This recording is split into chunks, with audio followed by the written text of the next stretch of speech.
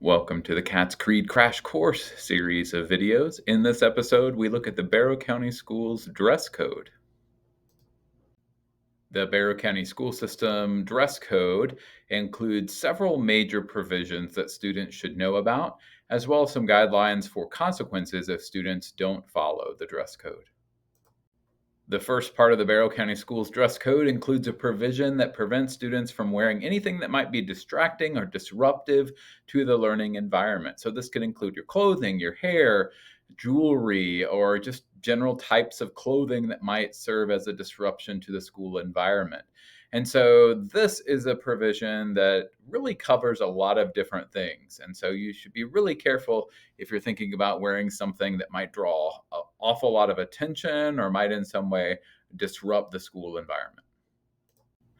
Next, the Barrow County Schools dress code includes a rule that clothing should be of reasonable length and should have sleeves. So, your shorts, your skirts, your dresses, anything that you wear must be long enough to cover your body.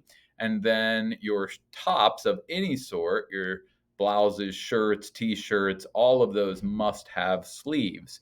Note that this is a unisex part of the dress code, so it applies to both males and females, even if sometimes people think this applies just to females.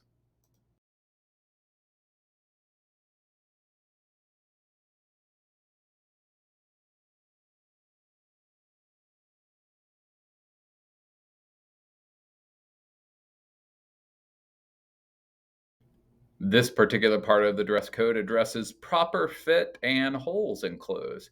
So, clothes can't be excessively baggy or excessively tight so that the clothing can be worn at the waist, not significantly below. And it should be such that it's not real baggy and real loose. And that's really kind of a safety concern. It's difficult to see what things you might be having on your body or in your pockets if your clothes are incredibly baggy. And then anything that might expose your undergarments or your underwear, all right, or that keeps you from walking appropriately can't be permitted. This provision also covers holes in your clothes, so they cannot be in a place that we would be able to see your undergarment. So, holes beneath the knee, for example, on a pair of blue jeans would be okay, but holes above the knee where someone could kind of see through and see what you're wearing underneath the jeans would not be appropriate. Of course, the dress code also includes a provision that prevents students from wearing in their clothing or on their jewelry any likeness or representation of alcohol, drugs, or tobacco. Not surprisingly, the dress code also includes a provision that prevents students from wearing things that are offensive or violent, embarrassing, sexually suggestive, or just generally obscene. So, this would cover both depictions or images as well as words that are on your clothing.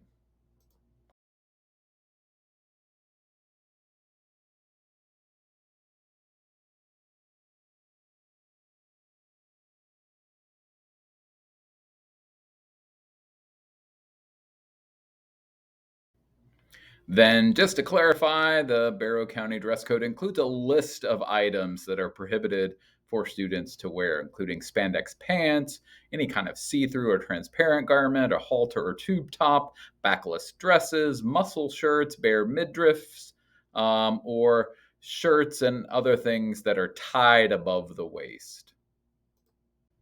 The dress code also addresses head or face coverings, including sunglasses, caps, hats, other head coverings such as bandanas and hoods from like a hoodie sweatshirt, as prohibited items to be worn inside the building.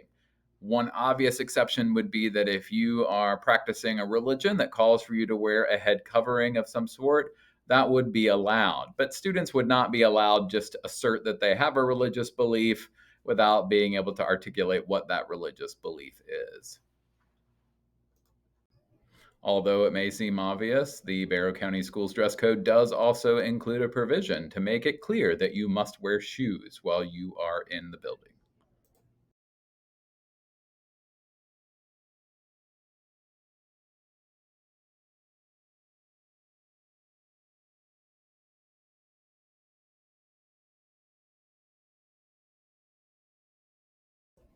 Recognizing that all dress code issues might not be covered by the other rules within the Barrow County dress code, the dress code also gives principals and their designees, such as the assistant principals, the right to make decisions on a case by case determination for appropriateness of dress and appearance. So, in the end, it does come down to the interpretation and discretion of the administration in the school.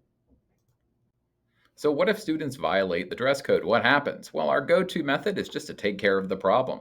We'll send you to the front office and we'll have you change into a red short sleeve polo shirt. We had a bunch of those donated last year. They're available in a variety of sizes, and so they can be used to cover a whole range of dress code issues.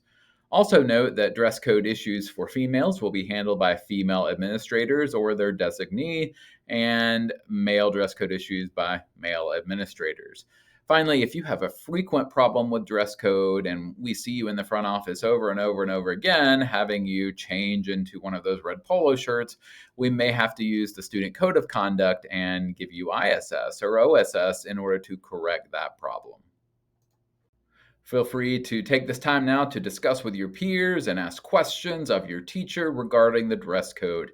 As always, if you have questions that aren't quite cleared up by that discussion, or maybe some questions that you have that are just a little bit too embarrassing for you to ask, you can email me. Just look for the Outlook icon in your class link or Launchpad menu, the one that looks just like what you see in the bottom left hand corner over there.